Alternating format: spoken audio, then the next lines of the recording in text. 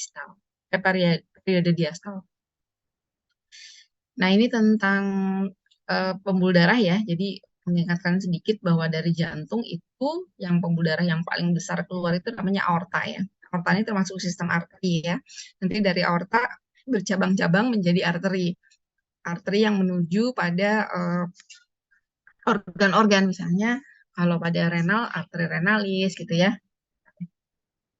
Nah, kemudian dari arteri itu nanti bercabang menjadi arteriol, kemudian akan menuju kapiler, di sini terjadi pertukaran gas dan nutrisi, kemudian masuk pada sistem vena. Ini vena pasca kapiler, venula, vena sedang, vena besar, dan akhirnya ke vena cava ya. Vena cava masuk lagi ke jantung. Kalau kita perhatikan di sini ada perbedaan ya kalau penampangnya. Kalau untuk arteri itu ototnya tebal, karena dia uh, alirannya itu sangat kuat gitu ya. Beda dengan vena. Vena itu tekanannya rendah, dindingnya juga cenderung lebih tipis. Nah, total peripheral resistance itu, resistensi perifer yang kita ukur itu sebenarnya tergantung pada dua hal nih yang utamanya. Yang pertama pada viskositas darah, viskositas di dalam pembuluh darah tersebut, dan radius atau diameter dari arteriolnya.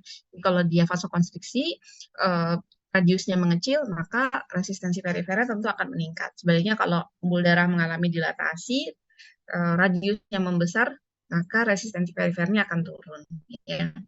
Nah, apa sih yang mempengaruhi viskositas darah? Ya, tentunya jumlah dari darah tersebut. Sedangkan kalau yang mempengaruhi radius atau diameter dari arteriol ini banyak. Ada yang faktor intrinsik, faktor dari si pembuluh darah itu sendiri, maupun dari faktor ekstrinsik.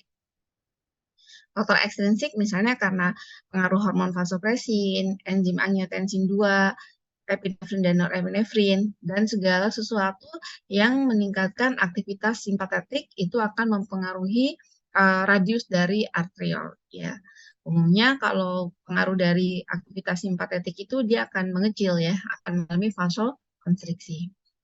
Nah, sedangkan ada juga faktor intrinsik, faktor yang berpengaruh dari pembuluh darah itu sendiri. Misalnya adanya panas, dingin ya, kalau kita kompres gitu ya. Nah, itu bisa membuat perubahan pada radius arterial. Kalau kita kompres panas, dia akan dilatasi. Makanya kalau habis dikompres tuh kelihatannya mukanya pada merah-merah ya. Kalau dingin itu mengalami vasokonstriksi. Ada juga respon terhadap shear stress, kemudian respon myogenik, kemudian pelepasan histamin, misalnya seseorang mengalami alergi, dilepaskan histamin, maka ini tentunya akan menjadi vasodilatasi ya. Kemudian bisa juga karena faktor perubahan metabolik ataupun uh, perubahan dari oksigen. Nah, ini juga penting. Misalnya pada sepsis terjadi pelepasan nitrik oxide, nah, itu akan jadi pelebaran dari radius arterial. Tekanan darah itu sendiri yang kita ukur nih, sebenarnya dia merupakan hasil perkalian antara curah jantung atau cardiac output dan resistensi perifer. Di resistensi perifer sudah kita jelaskan ya, faktor-faktor yang mempengaruhinya apa saja. Ada faktor lokal, faktor intrinsik, dan faktor ekstrinsiknya. Nah, kalau curah jantung itu sendiri, cardiac output, itu kan rumusnya, ada yang tahu? Cardiac output itu adalah stroke volume kali heart rate, frekuensi jantung. Jadi, stroke volume itu adalah sekali jantung memompa, berapa darah yang dipompakan, dikali dengan berapa kali dia memompa dalam 1 menit, gitu ya. Nah, jadi tentunya ini tergantung dari faktor jantungnya, dari kekuatan denyut jantungnya, dari frekuensi denyut jantungnya.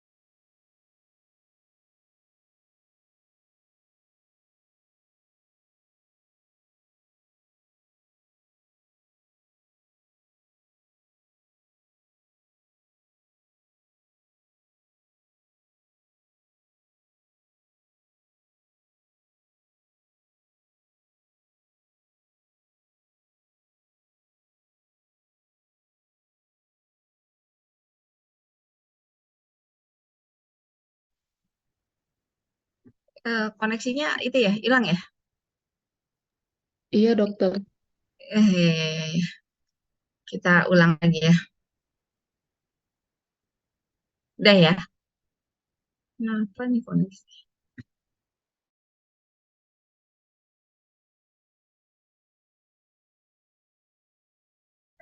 Nah, ini ya. Sampai sini ya. Jadi nanti ini dengan mengetahui hal ini nih kita kalau ada pasien kita mengalami gangguan pada tekanan darahnya, kita bisa memprediksi obat apa yang harus kita berikan. Misalnya kalau tekanan darahnya rendah, setelah kita lihat-lihat tekanan darahnya rendah karena curah jantungnya yang rendah. Kita lihat lagi kenapa curah jantung yang rendah, ternyata volume darah yang kembali ke jantungnya rendah. Berarti preloadnya rendah. Berarti harus terapinya yang kita berikan adalah memberikan tambahan cairan gitu. Kalau kita lihat ini tekanan darah seseorang rendah, kenapa ini rendah? Oh, ternyata terjadi vasodilatasi sangat besar dari pembuluh darahnya. Dengan dia vasodilatasi, maka aliran darah yang ke jantung kembali rendah. Kita lihat-lihat kenapa pasiennya mengalami vasodilatasi. Oh, ternyata karena shock anafilaktik. Maka kita harus bisa berikan vasokonstriktor, gitu ya.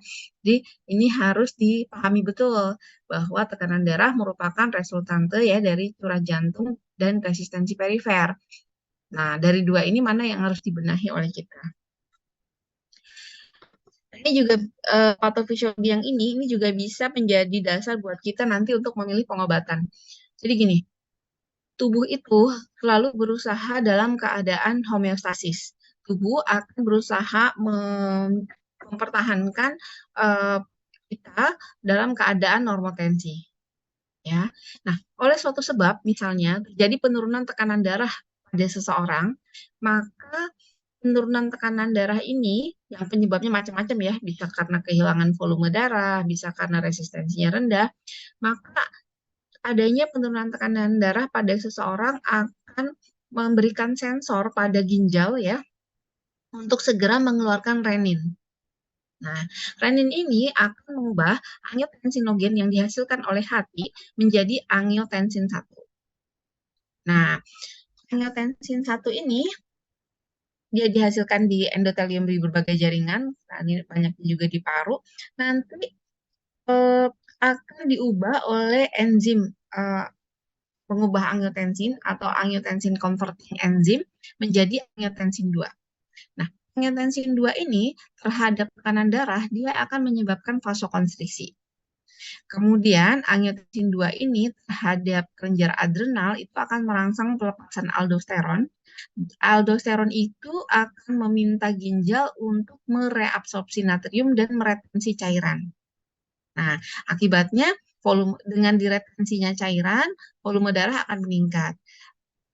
Angiotensin 2 akan membuat pembuluh darah vasokonstriksi, sehingga nantinya tekanan darah akan meningkat lagi. Nah, kalau sensornya semuanya baik-baik saja, maka peningkatan tekanan darah ini akan sampai mencapai titik normal, nggak akan berlebihan. Gitu, ya. Sebaliknya nih, kalau misalnya terjadi peningkatan tekanan darah pada seseorang yang sehat, ya, karena dia marah, karena dia lari-lari, karena dia olahraga, maka tekanan darahnya akan meningkat ya. Tapi peningkatan tekanan darah pada diri seseorang itu akan segera memberikan sensor pada jantung, ya. Jantung ini nanti akan meminta atrium untuk mengeluarkan peptida natriuretik. Nah, peptida natriuretik ini terhadap pembuluh darah dia akan menyebabkan vasodilatasi. Peptida natriuretik yang dihasilkan atrium terhadap ginjal akan membuat ginjal membuang cairan dan membuang Na. Akibatnya volume darah akan turun, terjadi vasodilatasi, tekanan darah akan turun kembali. Dan kalau semua ini sensornya baik, maka penurunan tekanan darahnya tidak akan melebihi dari penurunan tekanan darah yang normal. Ya. Tapi kalau salah satu dari sistem ini terganggu, maka yang terjadi adalah tidak lagi normotensi. Gitu. Misalnya di sini ada gangguan pada ginjalnya, maka ginjal ini akan terus mereabsorpsi natrium, mereabsorpsi cairan, walaupun sudah bagus, tapi dia karena sensornya sudah terganggu, maka yang terjadi adalah peningkatan tekanan darah. Misalnya. Atau misalnya pasiennya mengalami penyakit jantung, penyakit jantung sehingga peptida natriuretik atriumnya kurang, misalnya, ya, sehingga ginjal tidak bisa mengekskresi cairan dan natrium, volume darah akan tetap meningkat. Itu jadi akan terjadi gangguan gitu.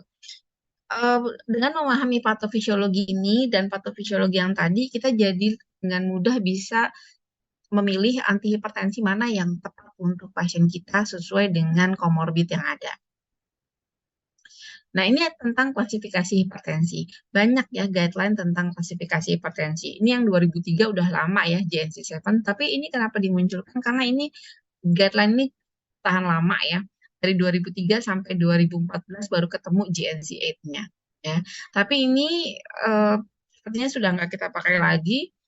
Nah, pada tahun 2018, Eropa, European Society Kardiovaskular ya.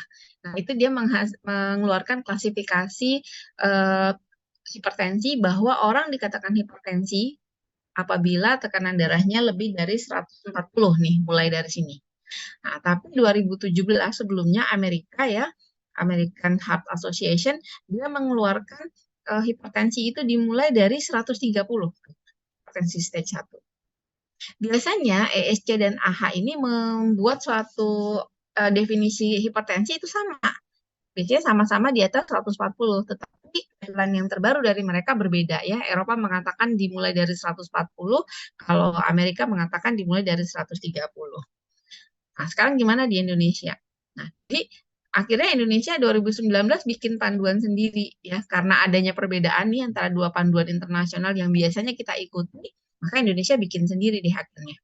Nah, Indonesia akhirnya menetapkan bahwa tekanan darah itu dikatakan tinggi apabila dia sistoliknya lebih atau sama dengan 140, diastoliknya lebih atau sama dengan 90.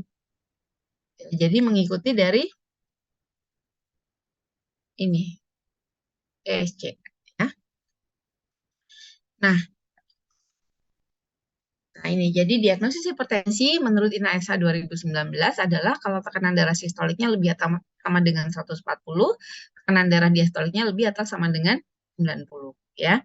Nah, kategorinya dibagi menjadi ini.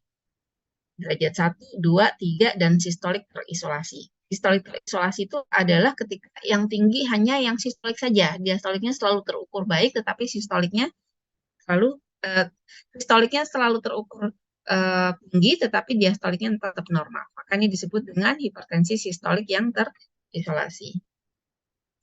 Nah, ini ada guideline dari INAESA ya, bahwa kita kan harus selalu melakukan deteksi dini terhadap hipertensi. Makanya kalau kita mengukur seorang pasien saat ini tekanan darahnya optimal, maka kita akan minta pasien untuk mengukur tekanan darahnya tiap 5 tahun. Kalau kita menemui pasien tekanan darahnya normal, ya, 120 sampai 129 untuk sistoliknya, 80 sampai 84 untuk diastoliknya, maka kita minta dia ukur tekanan darah setiap 3 tahun. Tetapi kalau tekanan darahnya sudah normalnya itu mendekati tinggi, mendekati hipertensi, maka kita harus ukur katanya setiap tahun. Tapi ini guideline dibuat untuk bisa mencakup seluruh rakyat Indonesia gitu ya. Karena kalau idealnya kalau misalnya pasien usia 50 tahun datang ke kita tekanan darahnya misalnya normal, masa kita minta dia ukur tiap 3 tahun? Enggak ya. Bisa aja kita bilang ya 3 bulan sekali ya diukur gitu ya.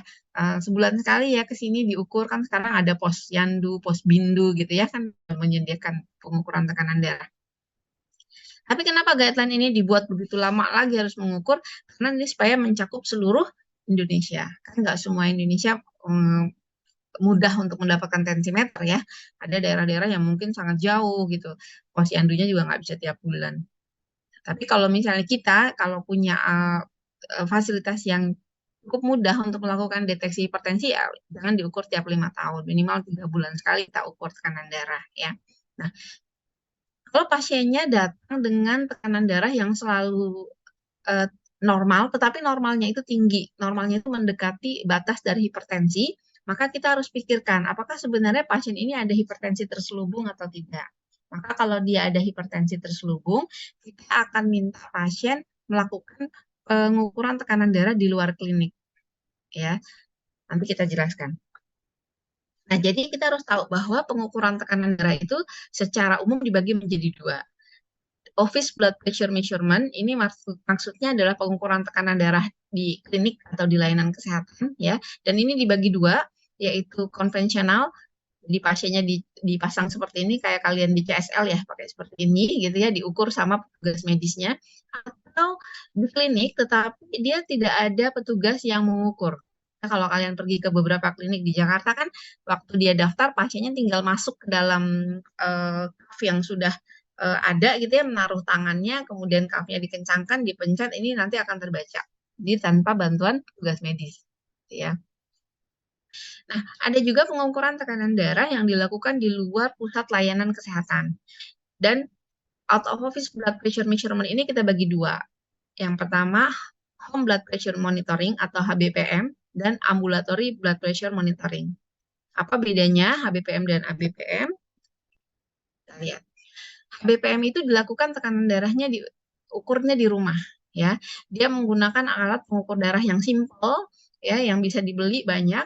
Kemudian pasiennya kita kasih PR, jadi pasiennya kita buatkan tabel gitu ya. Nanti Pak, ini tolong diisi tabelnya. Pasiennya harus mengisi tabel tersebut minimal 3 hari, tetapi kita sarankan sih 6-7 hari berturut-turut ya untuk diukur tekanan darahnya sebelum dia kontrol ke dokter. Pengukuran tekanan darahnya dilakukan pada pagi dan sore hari. Pasiennya harus duduk di ruangan yang tenang. Pasiennya kita ajarkan dulu cara mengukur tekanan darah menggunakan alat ini yang dia punya. Nanti pengukurannya dilakukan 2 kali dalam tiap sesi. Jadi pagi 2 kali, sore 2 kali, dengan jedanya 1-2 menit saja. Nah, kalau ABPM, ini memang memerlukan alat khusus. Jadi pasiennya nanti kita pasangin alat ini akan menempel selama 24 di badannya, gitu ya. Terus pasiennya diminta untuk aktivitas biasa. Nanti kita buka setelah 24 jam rekamannya. Jadi ini ada recordingnya, nanti rekamannya kita buka, gitu ya, tekanan darahnya.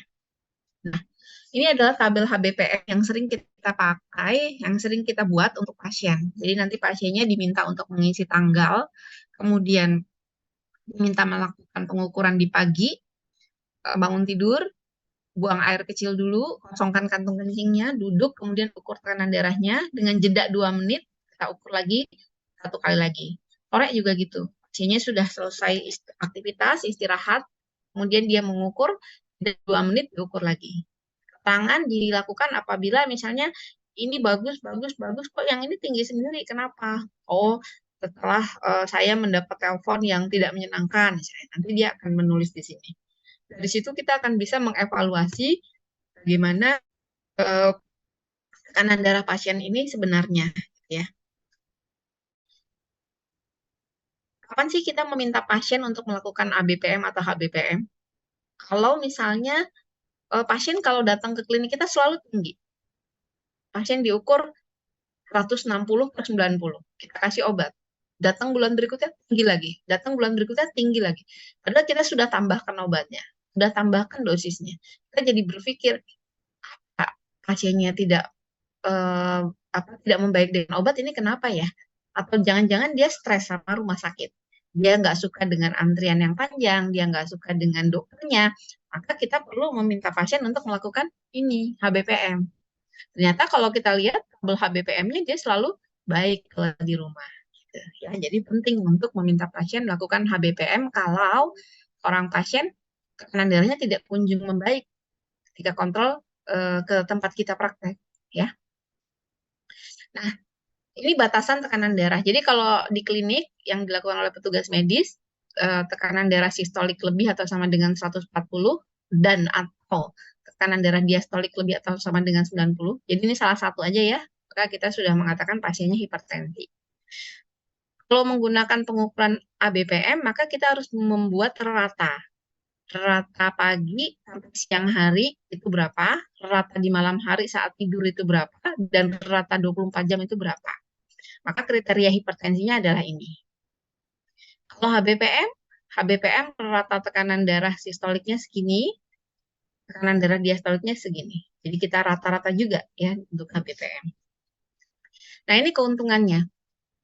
Keuntungannya kalau kita melakukan ambulatory blood pressure monitoring atau home blood pressure monitoring, maka kita bisa mengidentifikasi apakah pasien ini sebenarnya ada hipertensi, tetapi tidak kita deteksi. Namanya mass hypertension atau white coat hypertension. Jadi gini, ini satu indikasinya ya, ABPM dan HBPM. Pasien selalu datang ke tempat kita dengan tensi yang tinggi.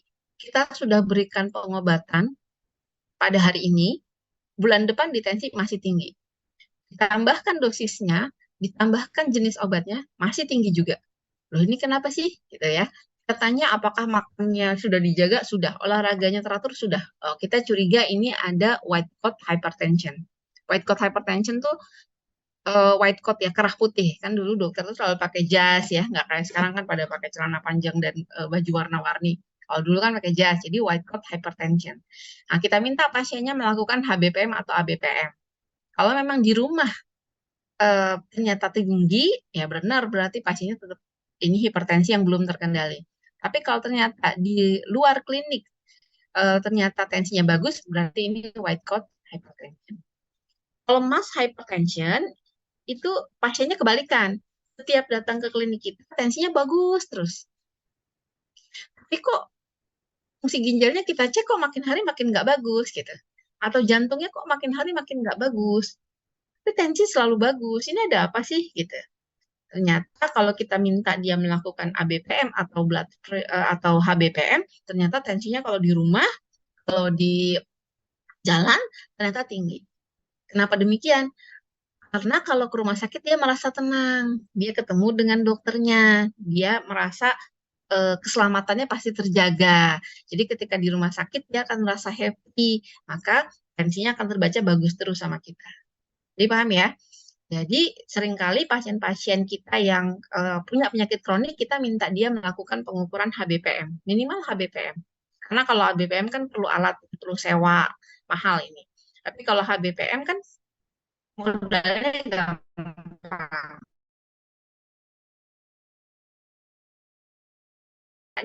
Kemudian kita bisa lihat ya. Nah, nah ini dia. Kapan sih kita minta pasien untuk melakukan HBPM atau ABPM? Nih, kalau pasiennya kita mencurigai adanya white coat hypertension, ya. Kalau pasiennya kita curigai ada mass hypertension, ya, jadi terbaca bagus terus. Atau pasiennya ada postural dan postprandial hypotension. Jadi kalau dia habis makan tensinya tinggi, habis makan tensinya tinggi. Nah ini kita lihat nih, kita minta HBPM-nya. Kemudian kalau kita mendapatkan pasien yang hipertensinya resisten, jadi tadi kita kasih obat nggak membaik, kita kasih obat tambahan obat tambah dosis nggak membaik, kenapa nih gitu ya? Kalau kita mau mengontrol tekanan darah pasien seteliti mungkin. Kalau kita mau lihat blood pressure pasien kalau dia melakukan exercise, misalnya kalau ambulatori kan kita akan bilang kalkulator itu nanti ada jamnya dan ada sedang apa. Misalnya jam 10 sedang ngejar bis, kita bisa lihat tekanan darahnya berapa. Jam 12, jam 1 sedang rapat, tekanan darahnya berapa. Jam 2 jam setelah makan, kita bisa lihat tekanan darahnya berapa. Jadi memang kalau ABPM bisa banyak sekali informasi yang kita dapatkan pada pasien. Nah, kalau kita mendapatkan pasien dengan hipertensi, maka 6 hal ini harus kita lakukan. Ya. Pertama apa? Kita harus berani menegakkan diagnosis. Ini orang hipertensi atau bukan? Setelah kita berani menegakkan diagnosis, kita tentukan derajatnya. Ini hipertensinya grade berapa? Kemudian kita harus melakukan screening. Screening apakah ini hipertensinya esensial, hipertensi yang nggak ada penyebabnya ya, jadi memang ya hipertensi gitu ya, dan itu yang paling banyak kita temukan, atau jangan-jangan dia adalah hipertensi sekunder. Hipertensi yang terjadi karena adanya penyakit tertentu, yang kalau penyakitnya kita obati, pasiennya hilang hipertensinya. Kemudian yang ketiga, identifikasi faktor-faktor apa yang ada di dalam tubuh pasien yang berkontribusi terhadap perkembangan hipertensinya. Kita jelaskan satu-satu. Yang keempat, kita identifikasi pasien ini punya sakit apa selain hipertensi. Dan dia selain hipertensi ada diabetes, ada ginjal, ada stroke, ya. Kemudian yang kelima, tentukan apakah sudah terjadi target organ damage pada pasien ini. Ya. Kemudian yang keenam, kita identifikasi faktor risiko kardiovaskular lain yang ada pada pasien. Nah, yang pertama, bagaimana cara menegakkan diagnosis hipertensi? Ya tentunya sama seperti diagnosis lain ya, kita harus melakukan anamnesis, lakukan pemeriksaan fisik dan pemeriksaan penunjang. Anamnesisnya apa?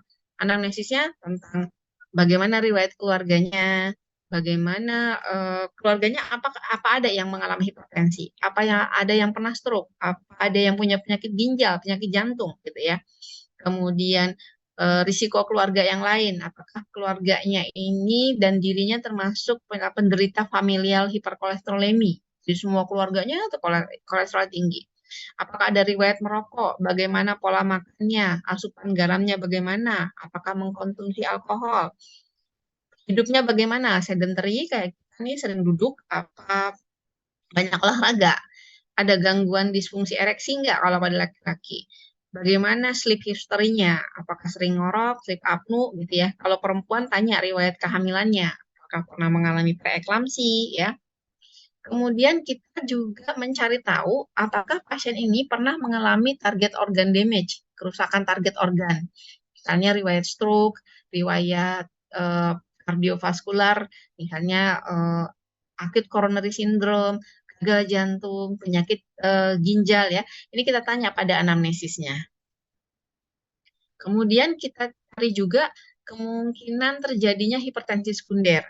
Misalnya nih, ada anak umurnya masih 16 tahun, tensinya tinggi terus. Nah, kita berpikir, masa sih ini hipertensi esensial kan masih umur belasan, masih jangan-jangan ini sekunder, jangan-jangan ada suatu penyakit pada anak ini gitu. Misalnya ternyata anaknya menderita glomerulonefritis atau misalnya anaknya ternyata mengalami pheochromocytoma. Ya kita obatin hipertensinya saja tanpa mengobati penyakit utamanya, ya nggak akan baik hipertensinya, gitu ya. Jadi hati-hati. Atau kalau kita menemukan pasien itu ada riwayat penyakit di traktus urinariusnya, gitu ya. Pasiennya hipertensi dan ternyata dia ada batu di saluran kencing misalnya yang belum terselesaikan. Nah, itu juga harus kita tanya. Kemudian penggunaan recreational drug ya, eh, obat-obat yang sebenarnya nggak perlu dia pakai gitu ya, misalnya apa tuh namanya narkoba gitu ya, atau apakah dia pernah mengalami kemoterapi, apakah dia pengguna steroid jangka panjang, misalnya dia penderita autoimun pada lupus kan dia pakai steroid jangka panjang. Ya, itu kan juga bisa menyebabkan seseorang mengalami hipertensi.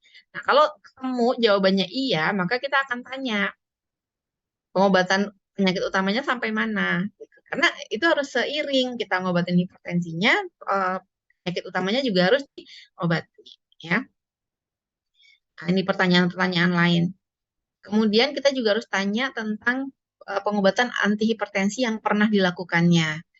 Kayak obat apa, dosisnya berapa, kapan terakhir diminum, kepatuhan dia bagaimana gitu ya. Ini harus ditanyakan juga. Kemudian pada pemeriksaan fisik jangan lupa untuk mengukur berat dan tinggi badan, juga lingkar pinggang, karena ini merupakan salah satu faktor risiko juga ya. Kemudian kita harus periksa, kalau tadi tentang target organ damage, pertanyaan-pertanyaan. Maka kalau ini kita lihat tanda. Kalau tanda kan secara objektif ya. Kalau anamnesis itu subjektif. Tanda apa yang harus kita cari? Kita lihat pasiennya, bagaimana status kognitifnya. Dia ada defisit neurologis nggak? Kita cek saraf-saraf kranialnya. Bisa kan ya periksa saraf kranial ya? Udah diajarin kan di CSL ya? Saraf nervus 1 sampai 12 ya.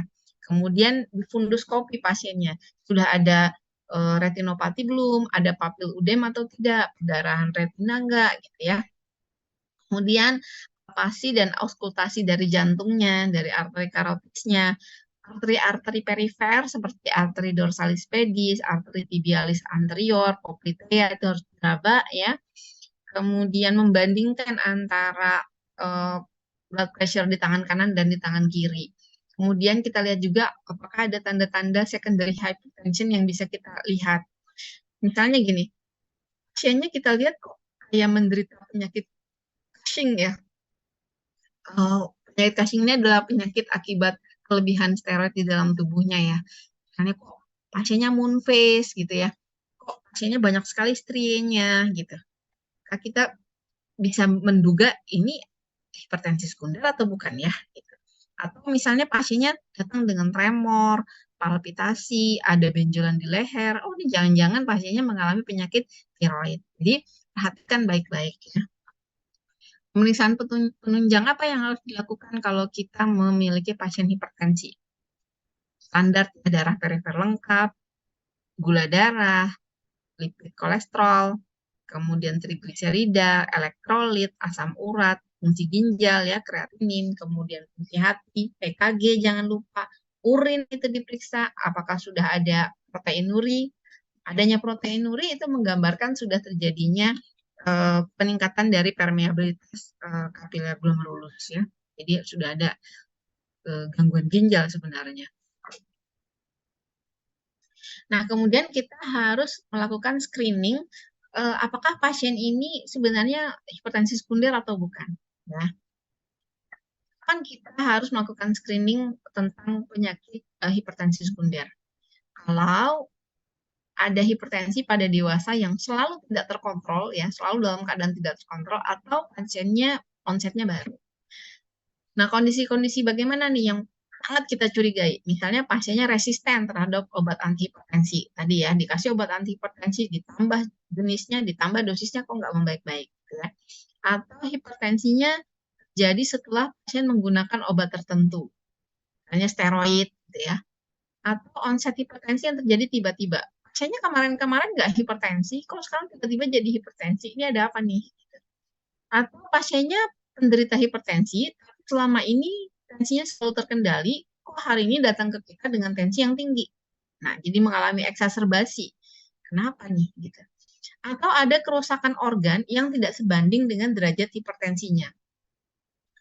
Misalnya, dia mengalami gangguan penglihatan yang progresif. Waktu kita lihat, loh, ini perdarahan retinanya luas, padahal hipertensinya nggak tinggi-tinggi amat. Ini kenapa nih? Gitu. Jangan-jangan ini adalah sekunder hipertensi. Atau pasiennya mengalami hipertensi maligna, hipertensi yang sangat tinggi, 210 per 110 gitu ya. Atau hipertensi diastolik pada lansia. Atau pasiennya mengalami hipokalemi berat, sebabnya nggak jelas. Nah, ini adalah kondisi-kondisi yang membuat kita harus curiga. Ini sebenarnya hipertensinya sekunder atau bukan ya, gitu. Kalau nggak ada ini ya nggak perlu screening. Tapi kalau ada ini, maka kita screening untuk hipertensi sekunder. Dan kalau kita dapatkan hasil screeningnya positif, maka tolong segera dirujuk ke center yang lebih lengkap ya, spesialis. Nah, ini adalah beberapa contoh penyakit atau penyebab dari terjadinya hipertensi sekunder. Ya. Penyakit parenkim renal, penyakit renovaskular disease ya. Nah, ini bisa kita baca nanti satu-satu kapan kita harus curiga ya. Misalnya kita ambil satu contoh. Kapan kita curiga hipertensi sekunder? Ada penyakit parenchymal disease. Kalau misalnya waktu kita lakukan pemeriksaan fisik kita mendapatkan adanya abdominal mass ya. Kita raba lalu temangnya positif. Kuningnya teraba membesar gitu. Kemudian pada anamnesisnya kita tanya ada hematuri, ada pipis yang sering dan terjadinya terutama malam hari gitu ya. Kemudian sering menggunakan NSAID pasiennya, obat nyeri ya. Nah, ini harus kita evaluasi. Kita segera lakukan USG ginjal. Dari sini kita bisa lihat apa sih yang terjadi pada ginjalnya. Ternyata misalnya ginjalnya ternyata banyak kistanya, polycystic renal disease. Nah, maka ini kita bisa menduga hipertensinya akan lebih sulit untuk dikendalikan. Ini adalah hipertensi sekunder yang harus segera kita rujuk ke tingkatan yang lebih tinggi, spesialis. Ya. Nah, ini ada beberapa penyakit lain nanti yang bisa dibaca. Banyak ya, hipertensi sekunder. Jadi gini, penyebab hipertensi sekunder itu banyak, tetapi kejadian hipertensi sekunder itu juga, kejadian hipertensi sekunder itu nggak terlalu banyak. Tapi sekali lagi, kalau kita mendapatkan pasien yang hipertensinya seperti yang tadi kita sebutkan ya, mendadak tinggi, kemudian selalu tidak terkendali dengan obat yang kita berikan, padahal pasiennya sudah patuh setengah mati. Nah, itu kita harus memikirkan kemungkinan hipertensi sekunder ya. Nah, ini penyakit-penyakitnya cukup banyak. Nah, kemudian yang ketiga, kita juga harus mengidentifikasi pasien ini punya faktor apa sih yang berkontribusi terhadap perkembangan hipertensinya. Kita harus gali bagaimana gaya hidup pasien, bagaimana pola makannya, aktivitas fisiknya. Dia itu orangnya dalam hidupnya itu stresnya bagaimana sih gitu. Apa pekerjaannya berat misalnya ya, masalah-masalah yang adanya apa. Terus gimana sih pengobatannya gitu ya. Riwayat keluarganya bagaimana sih? Obat-obatan ini termasuk obat-obatan lain yang dia konsumsi selain obat antihipertensi, kemudian kepatuhan pasien dalam meminum obat. Nah, ini juga harus ditanyakan. Kemudian ada juga hal-hal lain yang harus kita tanyakan ya, karena ini sangat erat hubungannya dengan peningkatan tekanan darah. Kita harus tanya, pasiennya menggunakan alkohol nggak? Pasiennya mengkonsumsi recreational drug nggak? Kayak misalnya menggunakan ekstasi ya, amfetamin, dan lain-lain. Pasiennya mengkonsumsi antidepresan enggak? Jadi pasiennya penderita depresi misalnya ya. Pasiennya meminum antipsikotik enggak? Gitu ya. Kan kita juga sering tuh mendapatkan pasien dengan hipertensi, pasiennya ini sebenarnya dari sejawat kedokteran jiwa, sejawat psikiater. Kemudian kita tanya, ternyata dia menggunakan obat-obat antidepresan yang golongan ini. Ini bisa menyebabkan peningkatan tekanan darah ya. Kemudian pasiennya menggunakan kafein enggak? Gitu. Pasiennya sedang terapi dekongestan enggak? Ya, misalnya ya, menggunakan dekongestan, nah itu juga bisa menyebabkan hipertensi. Nah, yang keempat, kita harus mencari tahu tentang yang ada pada pasien. Ya. Hipertensi itu jarang berdiri sendiri. Nah, terus tanya, apakah pasiennya menderita penyakit-penyakit ini atau tidak? Kenapa? Karena ini harus kita laksanakan secara bersamaan dengan hipertensinya. Kalau cuma hipertensi saja, tapi diabetesnya nggak diapa-apain, ya hipertensinya juga nggak akan terkendali dengan baik. Gitu.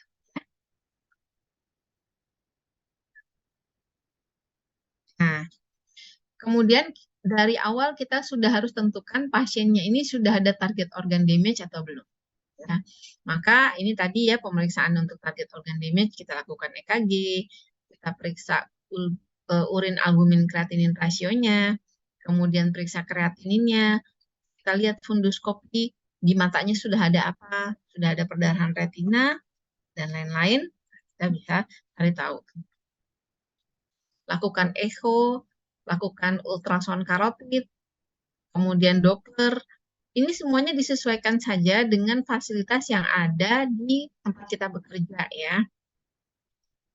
Nah, kemudian yang keenam, kita harus mengidentifikasi faktor risiko lain. Jadi faktor risiko itu kan secara garis besar dibagi dua ya. Faktor risiko yang bisa dimodifikasi dan yang relatif nggak bisa kita apa-apain lagi. Kayak gender kan nggak bisa diapa-apain. Walaupun sudah menjadi transgender, tetap aja kalau dia awalnya laki-laki, maka dia laki-laki. Ya. Status ekonomi yang rendah ini merupakan relatif fixed risk factor katanya. Tapi kalau saya sih nggak percaya ya. Status sosioekonomi seseorang itu bisa diperbaiki kok. Ya. Termasuk yang modifiable kalau menurut saya.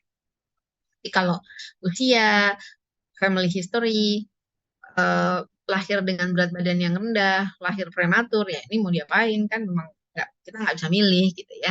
Maka kita nanti fokusnya terutama di sini yang bisa dimodifikasi. Ya. Nah, kalau kita memiliki seorang pasien yang hipertensi, usahakan kita melakukan stratifikasi risiko ya. Stratifikasi risiko terjadinya penyakit kardiovaskular pada pasien kita. SC pada 2018 membagi pasien hipertensi itu menjadi 4 kategori.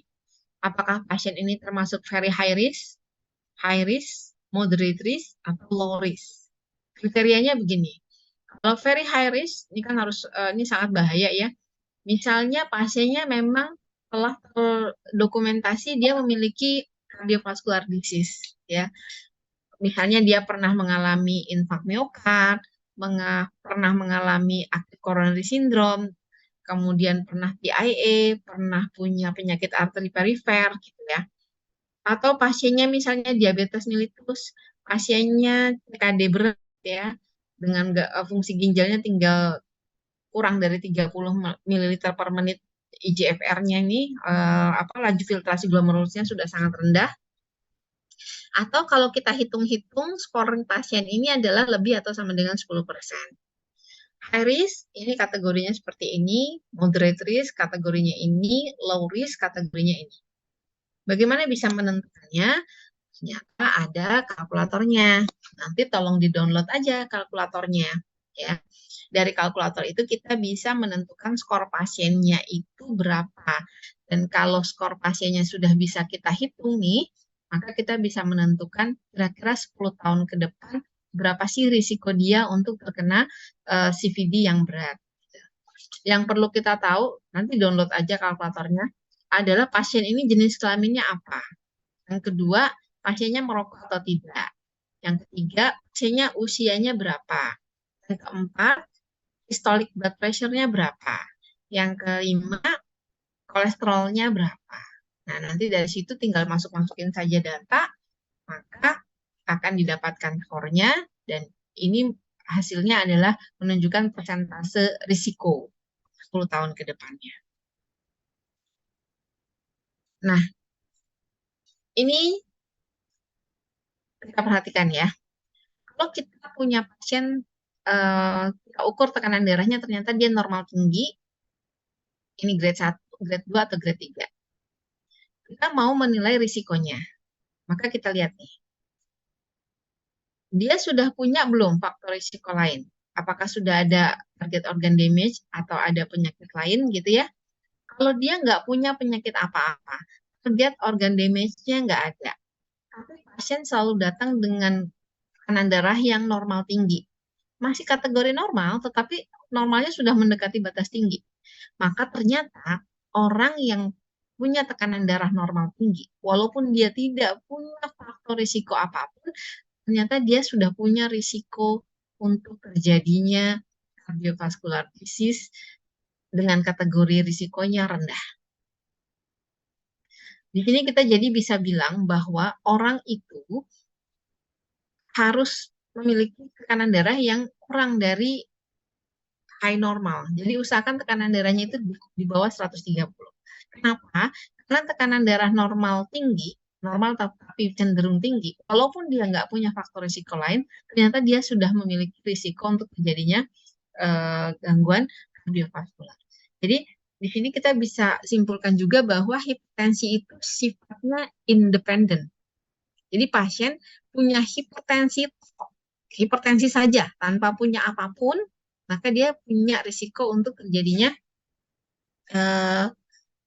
major atherosclerotic event atau risiko penyakit kardiovaskular. Apalagi kalau dia punya tambahan 1-2 risk factor atau lebih dari 3 risk factor. Ya, misalnya risiko faktornya itu tadi usianya sudah tua, laki-laki pula, dislipidemia pula, ada diabetes juga gitu ya. Jadi semakin banyak faktor risikonya, semakin dia sudah diidentifikasi punya target organ damage, maka tentunya risiko untuk terjadi kardiovaskularnya semakin tinggi. Tapi yang perlu kita lihat adalah yang ini. Penting ya. Nah, sekarang kalau kita sudah bisa menegakkan hipertensi, tata laksananya bagaimana? Kapan sih kita harus memulai obat? Nah, kita lihat ya. Ini ambang batas tekanan darah untuk melakukan inisiasi obat atau memulai obat. Kalau kita lihat kriteria untuk sistolik itu adalah kalau usianya di atas 18 sampai 79, maka kalau kita mendapatkan tekanan darah seseorang lebih atau sama dengan 140, atau diastoliknya sudah lebih atau sama dengan 90, maka ini kita bisa mulai inisiasi obat. Ya. Tetapi hati-hati, kalau pasiennya usianya sudah lanjut, lebih atau sama dengan 80, maka kita memulai pemberian obat itu kalau tekanan sistoliknya sudah lebih dari 160. Gitu ya. Jadi yang beda adalah ketika pasiennya sudah geriatri lanjut, sudah di atas 80 ya. Kalau usia pasien kita 80 mendapati tekanan darah sistoliknya masih 140, jangan tergesa-gesa memberikan obat kecuali ada eh, indikasi lain yang membuat kita harus menurunkan tekanan darahnya. Kalau semuanya serba sehat, kalau dia tekanan darahnya saja yang 150, misalnya tidak perlu buru-buru untuk memberikan obat. Nah, ini ada alur panduannya sesuai dengan derajat hipertensinya. Ini adalah tensi normal tinggi, ini hipertensi grade 1, ini grade 2, grade 3. Perhatikan bahwa berapapun derajat hipertensi seseorang, maka kita harus melakukan yang putih ini, intervensi terhadap gaya hidup pasien. Ini semuanya sama. Nah, kalau pasiennya normal tinggi, kita lakukan intervensi gaya hidup, kita nilai pasiennya ini termasuk risiko yang mana, ya. Kalau misalnya tidak ada risiko lain, maka kita boleh memberikan intervensi gaya hidup dulu. Kita lihat selama maksimal 3 bulan. Kalau 3 bulan nggak ada perubahan, baru kita start obat. Tapi kalau tensinya sudah masuk grade 1, kita lakukan intervensi gaya hidup, dan kita lihat bahwa pasiennya punya risiko untuk terjadinya penyakit kardiovaskular, maka kita boleh memberikan obat hipertensi segera mungkin. Ya. Kalau hipertensi grade 2, maka ini langsung kita berikan obat. Dan kita kontrol tekanan darahnya, kita usahakan sudah mencapai normal pada kurun waktu 3 bulan. Kalau tensinya derajat 3, ya ini mah sudah harus langsung dikasih obat. Ya. Nah, sampai target berapa tekanan darah tercapai? Kalau kita lihat, untuk tekanan darah sistolik, kalau usianya kurang dari 65 tahun, maka targetnya itu, kalau dia hipertensi saja, itu sampai tensinya kurang atau sama dengan 130. Kalau dia masih bisa toleransi, maka kita rendahkan lagi sampai kurang dari 120. Kalau sudah tercapai ini, bukan berarti obatnya harus di-stop ya. Berarti obatnya dipertahankan. Tidak ditambah lagi dosisnya, tidak ditambah lagi jenisnya.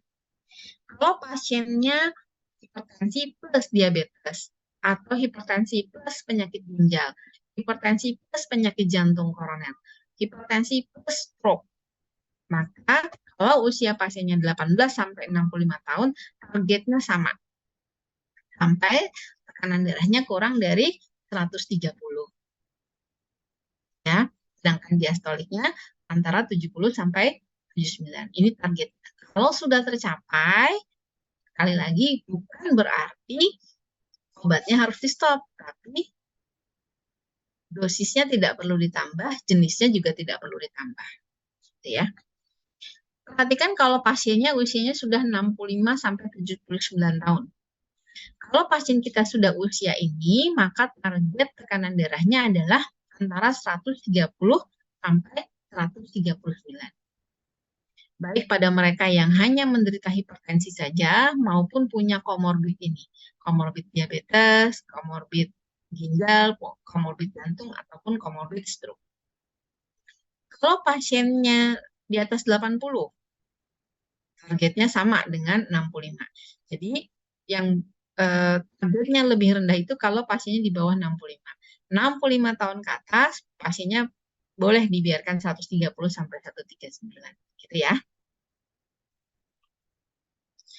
Nah, perhatikan bahwa ternyata tidak hanya intervensi farmakologik yang harus kita berikan, tetapi kita juga harus memberikan intervensi non-farmakologi. Misalnya pasiennya berat badannya belum ideal, maka kita harus meminta pasien untuk menurunkan berat badan hingga mencapai ideal. Karena katanya dia bisa pengurangan 1 kilogram berat badan itu bisa mengurangi berapa? 5 mm Hg dari tensinya. Ya. Nah, kemudian kita minta pasien untuk menjalani healthy diet. Kita bisa pakai patokan dari DASH Dietary Approach untuk systemic hypertension. Nanti bisa di-download DASH itu apa saja jenisnya. Yang jelas DASH itu kaya akan buah, sayuran, whole grains, low fat dairy product, gitu ya. Nanti ini ada di download. Kemudian kita minta pasiennya untuk mengurangi asupan garam. Kita minta pasiennya meningkatkan diet yang mengandung potasium atau kalium. Aktivitas fisik sifatnya adalah yang aerobik, dynamic resistant, dan isometric resistant. Tuh ya. Seminggu katanya 90 sampai 150 menit gitu. Nah, kemudian tentang alkohol.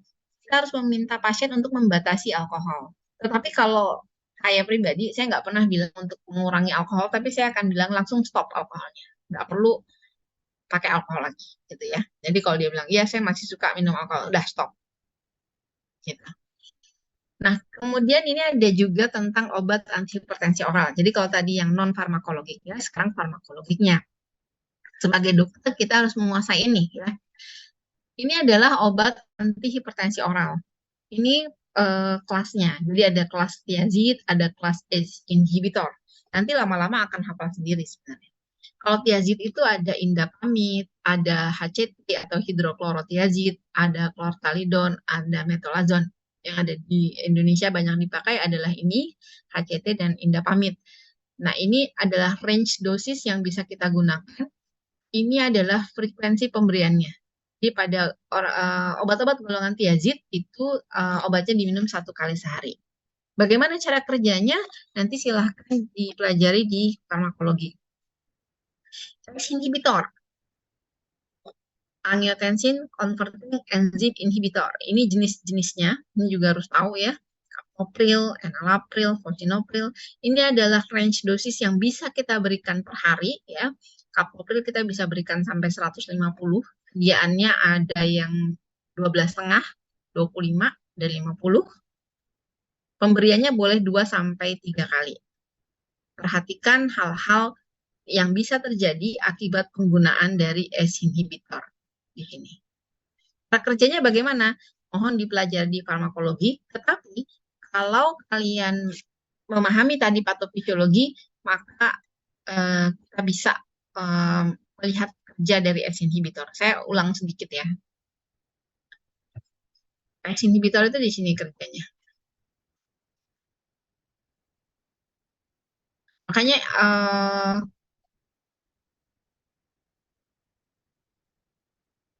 nah, ini dipahami betul.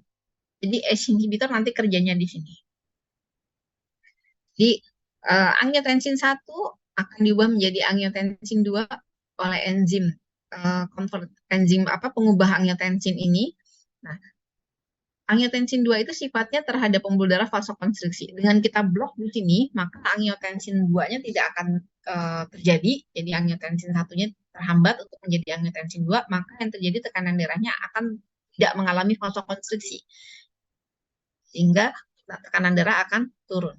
Gitu ya. Nanti ada lagi ARB, angiotensin renin blocker. Berarti kerjanya di sini. Ya. Tidak akan mengubah angiotensinogen menjadi angiotensin 1. Gitu, ya. Jadi tolong benar-benar diperhatikan ya model yang ini. Kita lanjut lagi. Berikutnya adalah ARB, angiotensin renin blocker. Jadi di bloknya tadi di renin ya. Jenis obatnya adalah yang berakhiran tantan. Ini banyak sekali kita pakai di klinik. Mungkin orang tua kalian ada beberapa juga yang pakai obat ini, misalnya kandesartan, irbesartan, telmisartan. Nah, ini adalah usual dose-nya. Ini frekuensi yang bisa dipakainya. Gitu. Kemudian CCB, calcium channel blocker. Ini ada yang dihidropiridin, non dihidropiridin. Ini adalah nama-nama obatnya. Ini dosis obatnya. Ini frekuensi pemberiannya. Mohon nanti waktu farmakologi diperhatikan betul cara kerja dari masing-masing obat ini. Kemudian ada loop diuretik, diuretik yang sangat kuat, jadi dia akan membuat pasiennya banyak, mengurangi preload jantung. Ya. Dengan tahu cara kerjanya, kita jadi tahu obat hipertensi apa yang paling tepat kita berikan pada pasien kita. Si A hipertensi, si B hipertensi, tetapi obatnya belum tentu sama. Misalnya si A hipertensi dan gagal jantung, maka mungkin komponen obat hipertensinya akan ada furosemid. Supaya si A pipisnya banyak sehingga cairan di tubuhnya berkurang, preloadnya, cairan yang kembali ke jantungnya akan rendah. Gitu. Kemudian ada juga diuretik potassium sparing, diuretik aldosteron antagonis. Nah, ini bisa dilihat jenis obatnya. Beta blocker, ini ada jenisnya yang kardioselektif, ada yang bukan kardioselektif. Ada beta blocker yang sifatnya kardioselektif dan juga vasodilator kuat, nebivolol. Ini biasa kita pakai pada pasien-pasien hipertensi yang punya jantung koroner. Jadi tensinya turun, kemudian mendapatkan efek vasodilator terhadap koronernya, ya. Jadi supaya oksigen ke miokardnya jadi bagus. Kemudian dia beta blocker yang kardioselektif akan membuat kontraktilitas jantungnya jadi turun sehingga demand atau kebutuhan oksigennya menjadi rendah. Jadi kita biasanya pakai nebivolol. Ini ada beta blocker lain yang juga biasa kita pakai. Ini ada beta blocker yang merupakan kombinasi antara beta dan alpha reseptor. Kemudian ini ada direct renin inhibitor, ada alpha 1 blocker. Ada juga ini central alpha agonis, ada direct vasodilator, ada banyak obatnya. Nah, sekarang strateginya gimana sih gitu ya? Nah, kalau misalnya kita punya pasien hipertensi, tapi dia nggak punya komplikasi apapun, maka kita boleh memulainya dengan obat ini. Misalnya tensinya 160 per 90 ya. Kita boleh langsung membuat 2 kombinasi obat. Tapi dalam memberikan kombinasi obat hipertensi, perhatikan tidak boleh dari golongan yang sama. Ini misalnya nih, kita mau memberikan 2 obat hipertensi. Kita berikan irbesartan dan losartan. Tidak boleh, karena ini satu keluarga. Kalau mau mengkombinasikan harus dari keluarga yang berbeda. Misalnya, irbesartan kita kombinasikan dengan amlodipine, itu nggak apa-apa. Paham ya? Jadi kalau mau mengkombinasikan harus dengan cara kerja yang berbeda. Tidak boleh dalam satu keluarga. Kenapa? Karena efektivitasnya tidak bertambah, tetapi efek sampingnya yang akan meningkat. Ya. Itu prinsip utamanya. Jadi kalau kita punya pasien hipertensi, nggak punya komplikasi, maka kita boleh memberikan ACE inhibitor atau ARB dikombinasikan dengan CCB atau diuretik. Ya. Jadi kita pilih, misalnya di sini kita mau mengkombinasikan ARB dan CCB atau ARB dan diuretik atau ACE plus CCB atau ACE plus diuretik. Kalau dengan obat ini ternyata kita pantau selama 1-3 bulan tidak ada perubahan, kita boleh menambahkan kombinasi satu lagi. Kalau masih juga nggak bisa, tambahkan lagi satu kombinasi. Sambil dicari terus, kenapa nggak membaik-membaik. Kepatuhan makannya gimana, kepatuhan olahraganya gimana, minum obatnya teratur atau tidak. Kalau masih nggak bagus juga, tolong jangan ditahan-tahan, segera dirujuk ke kantor yang lebih lengkap fasilitasnya. Nah, ini kalau pasiennya hipertensi tapi punya penyakit jantung koroner. Berarti kita harus memberikan obat hipertensi yang juga bisa membuat arteri koronernya melebar, vasodilatasi. Maka kita berikan obat yang bersifat vasodilator, atau kita bisa juga berikan obat-obat yang menurunkan kebutuhan oksigen dari jantung. Jadi kita bisa menggunakan ACE inhibitor atau ARB, kemudian dikombinasikan dengan beta blocker atau CCB, atau pemilihannya juga bisa menggunakan CCB plus diuretik, CCB plus beta blocker, atau beta blocker plus diuretik. Ini pilihannya, ya. Kalau nggak membaik juga, ya kombinasi aja antara 3 jenis. Kalau dengan penyakit ginjal kronik, maka pilihannya ini. Kalau nggak membaik, silahkan ditambahkan kombinasinya. Nggak membaik juga, tambahkan juga kombinasinya. Kalau nggak membaik juga, tolong dirujuk. Ya. Nah, ini hipertensi dengan gagal jantung. Kita tahu kalau orang gagal jantung, jantungnya gagal mompa, maka eh, cairan yang ada di jantung, darah yang masuk ke jantung tidak bisa terpompakan. Kalau kita biarkan jadi udem tungkainya, sepertinya akan naik, jadi udem paru. Maka kita bisa mengurangi beban jantungnya, salah satunya dengan memberikan diuretik. Dengan kita memberikan diuretik, pasiennya banyak mengeluarkan cairan lewat pipis, maka preload atau cairan yang kembali ke jantung akan berkurang. Ya. Dan kita juga bisa memberikan ACE atau ARB dan penambahan beta blocker. Nanti kita lebih jelasnya itu kalau kalian sudah belajar farmakologi, terus nanti di tutorial diperdalam dan di klinik nanti di klinik akan lebih mudah menjelaskannya nih, karena memang ada pasiennya. Kalau pasiennya dengan atrial fibrilasi, jadi gambaran EKG-nya adalah atrial fibrilasi, maka pemilihan obatnya adalah ini. Kita bisa berikan ACE ARB yang ditambahkan dengan beta blocker.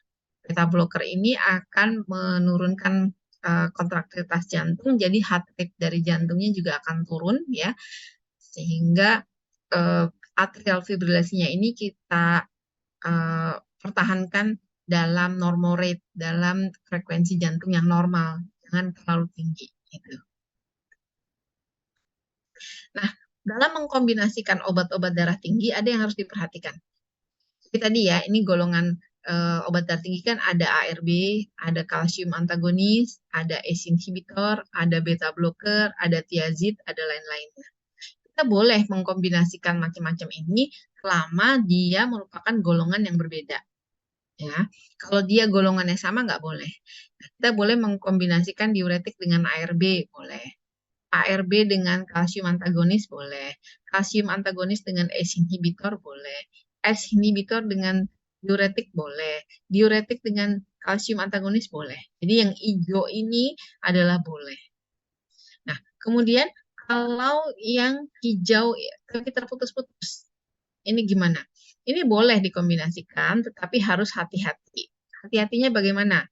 Misalnya pada beta blocker, pemberian beta blocker pada pasien asma. Beta blocker terhadap jantung akan menurunkan kontraktilitas ya, hingga kerja jantungnya akan turun. Tapi pada asma, beta blocker itu bisa menyebabkan bronkokonstriksi. Jadi nanti asmanya tambah berat. Makanya boleh dikombinasikan, tapi harus tahu dulu ada nggak hal-hal di badan yang membuat pasiennya menjadi menderita di tempat lain gitu. Walaupun harus memberikan beta blocker, maka berikanlah beta blocker yang sifatnya kardioselektif, hanya bekerja pada jantung saja, tidak pada organ lain. Gitu ya. Nah, perhatikan yang titik merah ini. Ini merah adalah obat yang tidak boleh dikombinasikan. ACE inhibitor tidak boleh dikombinasikan dengan ARB. Kenapa? Kan tadi prinsipnya adalah kalau kita mau mengkombinasikan obat, itu harus dari famili yang berbeda ya. ACE kan berbeda ya dengan ARB dari sisi keluarga. Tapi kalau kita lihat di sini, nih, ARB adalah angiotensin renin blocker. Jadi di sini kerjanya. Sedangkan ACE inhibitor kerjanya di sini. Kalau kita lihat jalurnya sama nggak? Jalurnya sama nggak? Ini kan juga akan menuju ke sini ya. Kalau ARB dikombinasikan dengan ACE, maka yang terjadi adalah efikasinya tidak bertambah, tapi efek sampingnya saja yang meningkat. Jadi sekali lagi, dalam memberikan kombinasi obat hipertensi, kita tidak boleh mengkombinasi antara ARB dengan ACE inhibitor. Ini yang merah ini nggak boleh. Ya.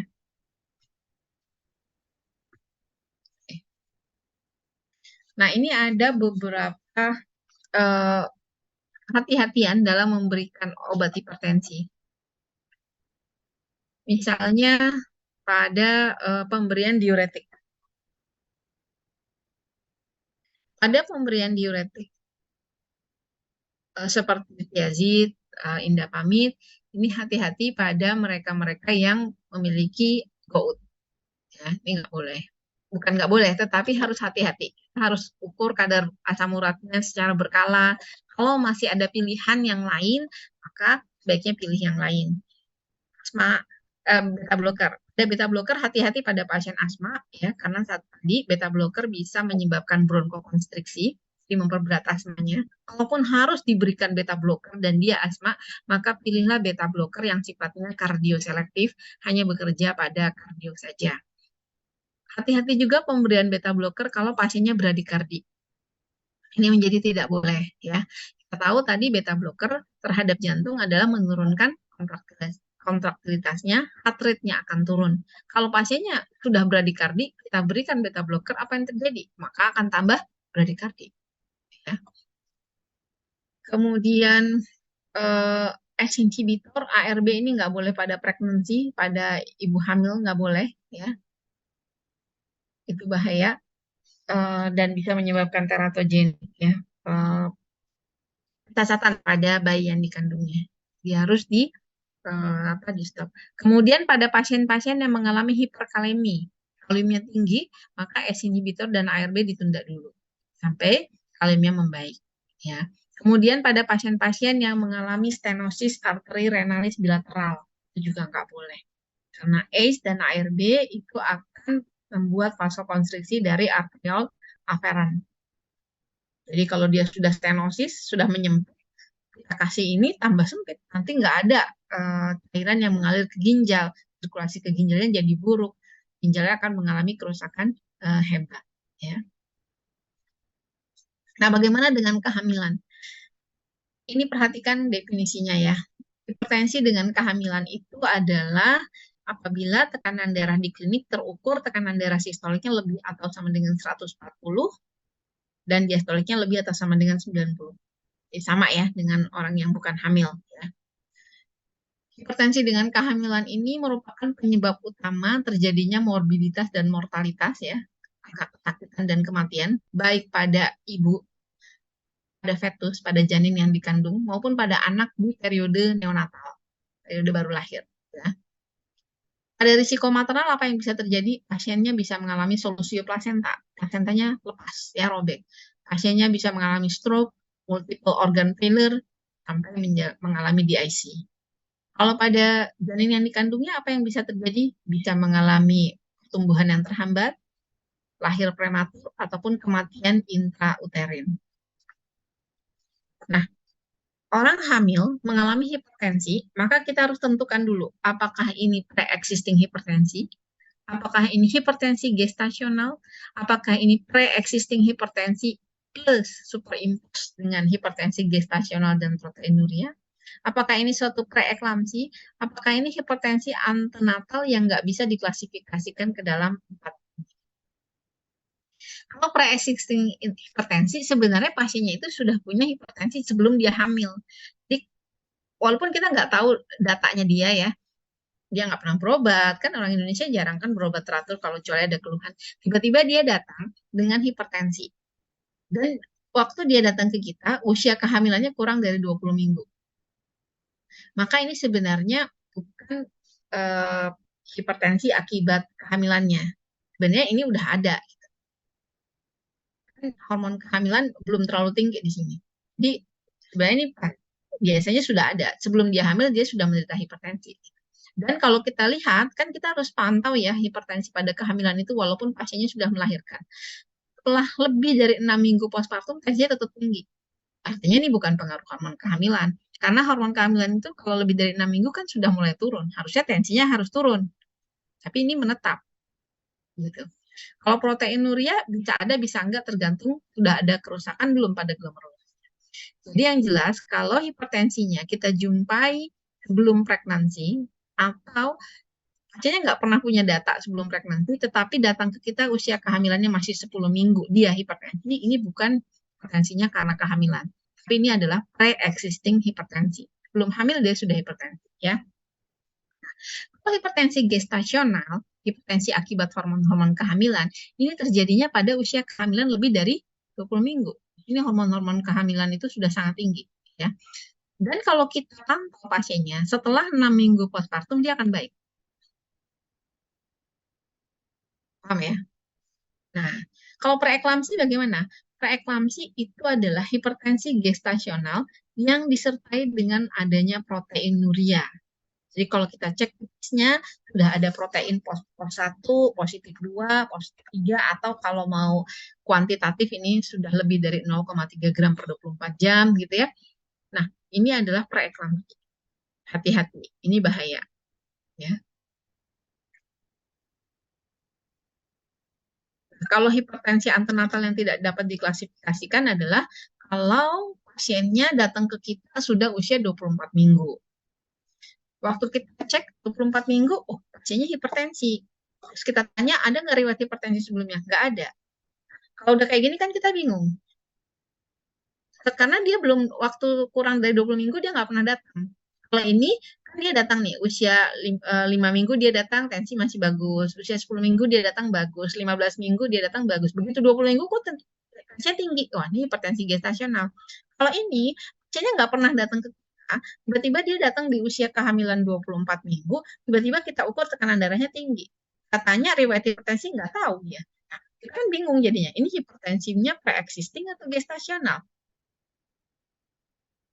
Apa yang harus kita lakukan? Ya udah diberikan obat, kemudian kita lihat hingga 6 minggu postpartum. Kalau 6 minggu postpartum hilang, ya sudah, berarti ini hipertensinya gestasional. Tapi kalau ini menetap, oh ini jangan pre-existing hipertensi. Ya. Nah, sekarang pengobatannya. Pengobatannya sulit ya, hipertensi pada kehamilan itu. Kenapa? Karena sedikit sekali obat yang boleh diberikan pada ibu hamil. Yang aman diberikan adalah metildopa, yang paling sering kita berikan, labetalol, dan CCB. CCB ini boleh kita berikan, misalnya nifedipin gitu ya, metildopa ini boleh. ACE, ARB, direct renin inhibitor itu tidak boleh selama pregnancy. Kenapa? Karena sudah terbukti menimbulkan teratogenik atau kecacatan pada janin. Mau diberikan loop diuretik tipis-tipis terus, hati-hati karena bisa menurunkan aliran darah ke janin nanti. Mau diberikan beta blocker, hati-hati. Nanti frekuensi jantung ibu jadi turun, maka bagaimana dengan aliran darah ke janinnya?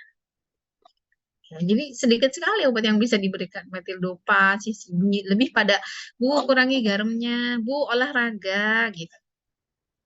Nggak mudah ya memberikan tata laksana hipertensi pada kehamilan karena sedikit sekali obat yang boleh diberikan. Nah, ini krisis hipertensi. Ini harus dikuasai karena nanti waktu kalian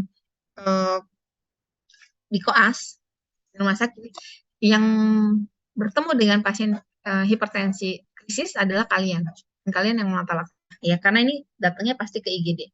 Perhatikan, kapan kita katakan pasien ini mengalami krisis hipertensi. Krisis hipertensi adalah pasien hipertensi datang ke kita, kemudian tekanan darahnya kita ukur tinggi sekali. Ya, tinggi sekali nih. Lebih dari 180 per 120.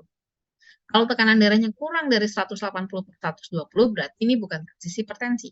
Tetapi kalau tekanan darahnya salah satu ya, 180 per 120, maka ini adalah krisis hipertensi. Kalau dia krisis hipertensi, maka kita harus cari tahu, sudah ada belum kerusakan organ target. Kalau nggak ada kerusakan organ target, maka ini namanya hipertensi urgensi. Tapi kalau ada kerusakan organ target, maka namanya hipertensi emergensi. Jadi, krisis hipertensi itu ada dua, hipertensi urgensi dan hipertensi emergensi. Bedanya apa? Kalau hipertensi emergensi sudah ada kerusakan organ target. Organ apa sih yang bisa rusak? Ini organ yang bisa rusak. Organ neurologi, mata, jantung, dan paru, ginjal. Kalau neurologi, penyakitnya apa sih yang bisa terjadi? Artinya bisa mengalami stroke iskemik maupun perdarahan. Kapan kita curiga ada stroke? Kalau pasiennya mengalami penurunan kesadaran. Kalau pasiennya lemah di satu sisi, misalnya tangan kanannya aja nggak bisa bergerak, gitu ya, atau bicaranya pelo, atau kita periksa ada defisit nervus kranial, maka ini harus segera kita buktikan dengan melakukan CT scan. Target organ berikutnya bisa jadi mata. Pasien datang dengan tekanan darah segini, waktu kita tanya, ternyata dia ada gangguan penglihatan. Waktu kita lakukan funduskopi, ternyata kita temukan perdarahan retina atau papil udem. Pasien datang dengan tekanan darah yang tinggi seperti ini, kemudian keluhannya sesak, kita dapatkan tanda-tanda peningkatan GPP, ada gallop, ada takikardi, ada rongki basah, ada udem, maka ini adalah gagal jantung. Maka berarti target organ damage-nya adalah jantung, ini adalah hipertensi emergensi. Pasien datang dengan tekanan darah yang tinggi, dia mengeluh nyeri dada, ada EKG didapatkan gambaran iskemia miokard, kita lakukan pemeriksaan biomarker, ternyata biomarkernya meningkat, maka ini target organ damage-nya adalah sindrom koroner akut. Pasien datang dengan tekanan darah yang besar, dia nyeri dada atau nyeri perut hebat, dan tiba-tiba dia mengalami sinkop, perbedaan tekanan darah kanan dan kirinya lebih dari 20 mm Hg, maka kita harus curiga ini adalah diseksi aorta. Segera kita buktikan dengan pemeriksaan CT scan. Pasien datang dengan tekanan darah yang tinggi, pasien yang mengeluh pipisnya sangat berkurang, atau kita melihat pipisnya itu mengandung darah, kita cek kreatinin serumnya sangat meningkat, maka ini pasien hipertensi emergensi dengan target organ damage-nya adalah acute kidney injury. Kalau kita cari semua ini nggak ada, aman, hanya terjadi peningkatan tekanan darah sebesar ini, maka ini namanya adalah hipertensi urgensi. Kenapa harus kita bedakan? Karena tata laksananya berbeda. Kalau kita mengatakan ini adalah hipertensi emergensi, jadi gini, ya, ada pasien datang dengan sistoliknya lebih dari 180, diastolisnya lebih dari 120, salah satu ya, maka kita cari kan tadi target organ damage-nya ada atau tidak. Kalau tidak ada, berarti dia bukan hipertensi emergensi, dia adalah hipertensi urgensi. Kalau hipertensi urgensi, kita boleh memberikan terapi oral, beberapa terapi oral ya, kombinasi 3 obat, kita follow up selama 1-2 jam. Kalau 1-2 jam membaik, pasiennya boleh pulang, kemudian diminta datang ke poli pada hari berikutnya, gitu ya. Tapi kalau ternyata kita dapatkan adanya target organ damage, maka ini adalah hipertensi emergensi. Hipertensi emergensi, pasiennya harus dirawat di ICU. Kemudian kita nilai target organ damage-nya apa. Kalau target organ damage-nya adalah diseksi aorta, preeklamsi atau eklamsi, atau krisis pheochromocytoma, maka kita harus menurunkan tekanan darahnya sampai mencapai tekanan darah sistolnya kurang dari 140. Kita hanya diberi waktu 1 jam, jadi diminta menurunkan tekanan darah sistoliknya kurang dari 140 dalam kurun waktu 1 jam, 1 jam pertama. Ya, kan kalau diseksi aorta, penurunan tekanan darahnya diminta sampai kurang dari 120. Dan kita hanya diberi waktu 1 jam saja. Artinya apa? Kita harus memberikan obat-obat hipertensi yang parenteral, obat-obat hipertensi yang injeksi. Nggak mungkin terkejar kalau oral. Gitu ya. Nah, kalau misalnya pasien hipertensi emergensi kita, target organ damage-nya bukan yang ini, bukan diseksi aorta, bukan preeklamsi, bukan pheochromocytoma, maka kita harus menurunkan tekanan darahnya sampai 25% dalam 1 jam pertama. Jadi tetap kita diberikan waktu 1 jam, tapi penurunannya sekitar 25%. Kemudian nanti dalam 2-6 jam berikutnya kita harus turunkan lagi tekanan darahnya hingga mencapai 160/100. Kemudian dalam kurun waktu 24-48 jam kita harus membuat tekanan darahnya menjadi normal. Ya. Nah, berarti tadi obat-obatnya yang dipakai nggak bisa obat oral. Yang dipakai harus yang intravena ini. Intravena drug therapy. Obat hipertensi intravena itu ada labetalol, ada nicardipin, ada nitrogliserin, ada nitroglucid, ada esmolol, tapi yang ada di Indonesia paling nicardipin, nitrogliserin, satu lagi loop diuretik furosemid ya. Nah, kapan kita memilih menggunakan labetalol, kapan kita menggunakan nicardipin? Kita lihat dulu presentasi kliniknya. Kalau hipertensi emergensinya tidak disebabkan oleh acute renal failure, atau dia dipakai juga ya. Jadi kalau misalnya dia hipertensi emergensi tapi target organ damage-nya acute renal failure, maka kita boleh menggunakan nicardipine. Boleh. Kalau misalnya target organ damage-nya adalah gagal jantung, jadi pasiennya mengalami udem paru gitu ya, kemudian pasiennya mengalami sesak berat, BP-nya meningkat, maka kita boleh menggunakan loop diuretik atau furosemid. Kalau target organ damage-nya adalah encephalopathy, stroke gitu ya, maka kita boleh menggunakan nicardipine. Kalau pasiennya coronary syndrome, jadi pasiennya hipertensi emergensi, terus terjadi sindrom koroner akut, kita tahu kan berarti di situ ada penyempitan dari pembuluh darah, maka treatment yang terpilihnya adalah pemberian nitrogliserin. Kenapa? Karena nitrogliserin ini juga merupakan vasodilator kuat, ya, sehingga dia akan melebarkan pembuluh darah dari koronernya. Juga sama kalau terjadi pulmonary udem, ya, pada kasus-kasus dengan udem pulmo, udem paru yang berat, gitu ya, maka obat antihipertensi yang terpilihnya adalah nitrogliserin. Nitrogliserin ini akan melebarkan pembuluh darah, termasuk kapiler-kapiler di paru, sehingga nanti akan menurunkan tekanan hidrostatik dari kapiler parunya. Kemudian kita combine nitrogliserin ini dengan loop diuretik, dengan furosemid ya, yang tujuannya adalah membuang bagian cairan dari tubuh hingga preload akan turun. Ya, jadi cairannya akan turun, pembuluh darahnya akan melebar. Ya. Kalau pada aortic dissection, ini kan harus segera mungkin dan terendah mungkin ya kita turunkan tekanan darahnya, maka kita bisa menggunakan ini, nitrogliserin atau nicardipine, silahkan. Gitu. Kalau dia eklamsi dan preeklamsi, maka pilihannya adalah nicardipine dan pemberian magnesium sulfat. Ya. Jadi ini first line. Mungkin itu yang bisa saya sampaikan. Ada yang mau ditanyakan?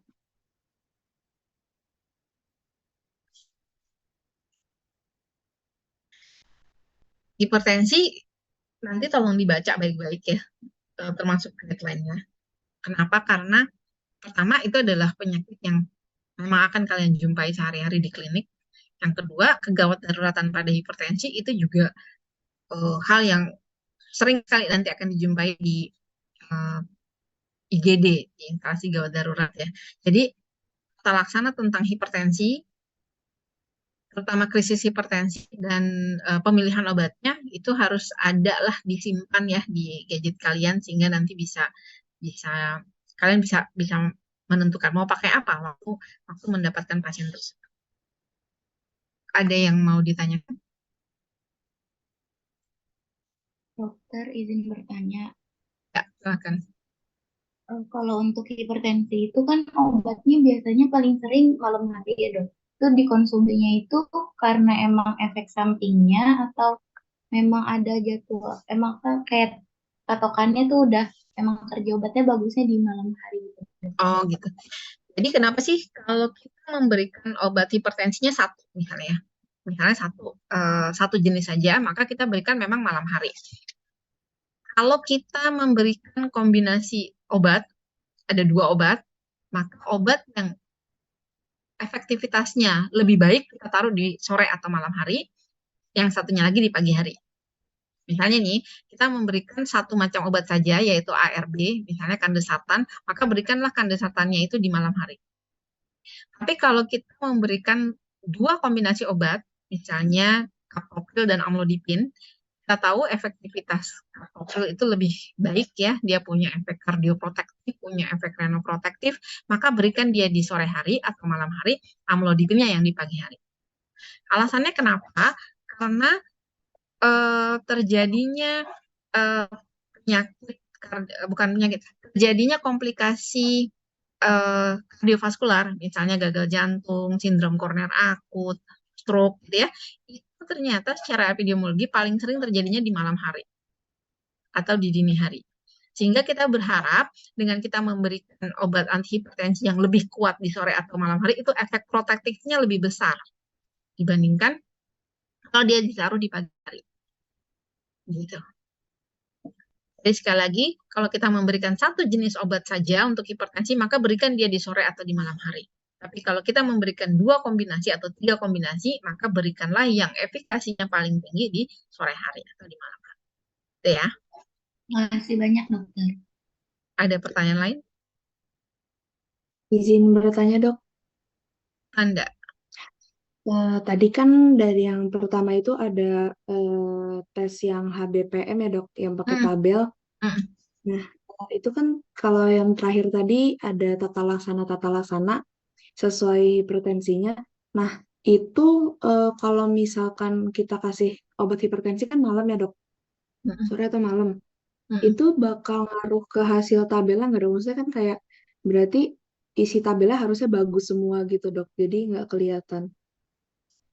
Memang kita mau menilai pengobatan, jadi kan HBPM itu satu. Kalau kita curiga, ini pasien sudah dikasih obat, terus ditambah obatnya belum mencapai target. Ditambah jenisnya belum mencapai target. Ini kenapa sih? Padahal dia udah patuh gitu ya, makan udah dijaga. Maka kita minta dia melakukan monitoring tekanan darah di rumah. Kan ada pagi, ada sore gitu kan. Nah, kita memang mau menilai efek obat, jadi pasiennya tetap tetap minum obat seperti biasa. Kalau dengan obat, misalnya dia dapat obatnya kaptopril ya, diminumnya 2 kali sehari, pagi dan sore. Nah, dia tetap minum obat kaptoprilnya, kita lakukan HBPM-nya. Kalau misalnya ternyata di rumah HBPM-nya selalu bagus, berarti dia cukup dengan kaptopril yang kita berikan itu.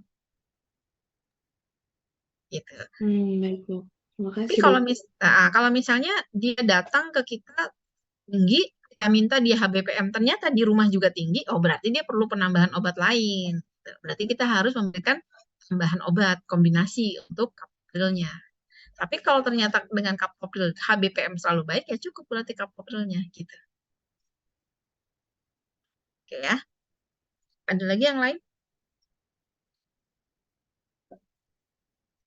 Hipertensi krisis itu harus dikuasai ya.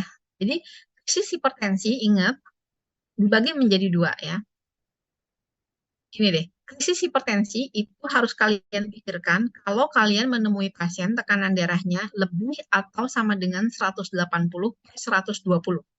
Jadi pada pasien diukur, wah tensinya 180 per 120. Itu di benak kalian itu sudah harus dipikirkan, ini krisis hipertensi.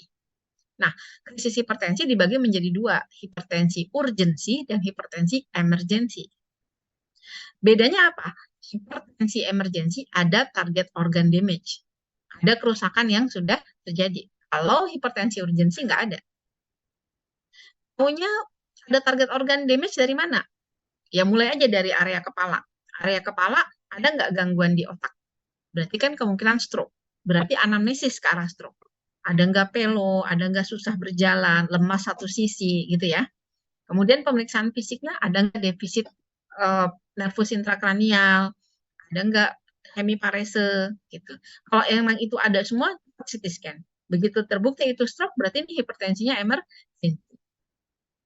Kalau di mata, kalian tanya, ada gangguan penglihatan nggak? Kalian funduskopi. Ada papil udem nggak? Ada perdarahan retina nggak? Ya. Kalau jantung, ya tanya, apakah ada sesak, apakah ada nyeri dada, cepat EKG, cari tanda-tanda acute heart failure, JVP-nya bagaimana, meningkat atau tidak, parunya udem atau enggak, gelap ada enggak, gitu ya. Kalau ginjal, kalian tanya, buang air kecilnya bagaimana, berkurang atau tidak, periksa kreatininnya. Gitu. Kalau sudah ditemukan satu saja organ damage, berarti ini krisis hipertensi. Maka kalian harus menurunkannya sampai turun 25% hanya dalam 1 jam pertama. Kalau kalian mendapatkan target organ damage yang di seksi aorta, maka penurunannya harus lebih rendah lagi. Tekanan darah sistoliknya harus mencapai 120. Kalau target organ damage-nya ini adalah preeklamsi berat, ada ibu hamil, maka tekanan darah sistoliknya harus mencapai 140 dalam waktu 1 jam. Gitu. Kenapa sih di seksi aorta harus sampai rendah banget? Ya karena aorta itu adalah pembuluh darah pertama yang keluar dari jantung. Kalau tekanan darahnya tinggi, kebayang nggak? Pendarahannya akan makin banyak. Dia harus turunkan tensinya. Gitu. Saya bisa menurunkan tensi tersebut dalam 1 jam. Nggak mungkin pakai oral. Nggak kekejar. Maka kalian harus segera memberikan terapi anti hipertensi yang parenteral, yang IV. Maka harus tahu dulu sediaannya apa aja. Furosemid, nitrogliserin, nikardipin. Kapan menggunakan nikardipin, kapan menggunakan nitrogliserin, kapan menggunakan furosemid. Berarti nanti pelajari baik-baik cara kerjanya. Kemudian lihat target organ damage-nya. Kalau target organ damage-nya misalnya gagal jantung, ya berarti kalian harus kurangi preloadnya kan, berikan diuretik yang kuat, furosemid, pipis, pasiennya banyak pipisnya. Berkurang nggak eh, apa beban jantungnya? Akan berkurang. Pasiennya udem paru, ya tadi diberikan vasodilator yang paling kuat. Apa nih? Nitrogliserin berarti. Gitu. Kadang bahkan kombinasi, kita berikan nitrogliserin dan juga kita berikan furosemid. Ya, gitu. Nanti waktu di IGD akan lebih tertanam di otak kalian ya, karena akan ketemu banyak, sering kasus itu. Ada lagi yang mau tanya?